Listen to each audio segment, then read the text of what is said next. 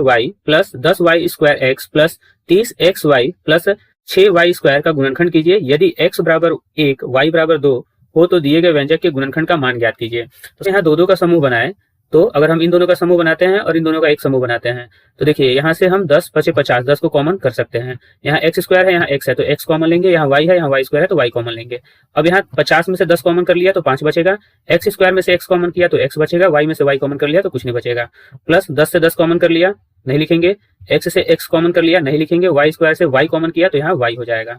Plus अब 6 और 30 में से हम 6 को कॉमन करेंगे, x यहाँ नहीं है तो कॉमन नहीं होगा, यहाँ y² यहाँ y है तो y को कॉमन करेंगे। अब यहाँ से अगर 30 में से 6 कॉमन कर लिया तो 5 बचेगा, 6 × 5 = 30। x कॉमन नहीं है तो हम यहाँ लिखेंगे और यहाँ y कॉमन है तो नहीं लिखेंगे। प्लस 6 से 6 कॉमन हो गया, y² में से y कॉमन किया है तो y बचेगा। अब देखिए यहाँ तो हम इसे लिख लेंगे 5x + y × 10xy + 6y। ठीक है, तो ये हमारे गुणनखंड के पद प्राप्त हो गए। अब प्रश्न में दिया गया है यदि x बराबर 1 और y बराबर 2 हो तो दिए गए व्यंजक के गुणनखंड का मान ज्ञात कीजिए। तो हम लिखेंगे इंटू x के स्थान पर लिखेंगे 1 प्लस y के स्थान पर लिखेंगे 2 इंटू 10 इंटू x के स्थान पर लिखेंगे 1 इंटू y के स्थान पर लिखेंगे 2 प्लस 6 × 2।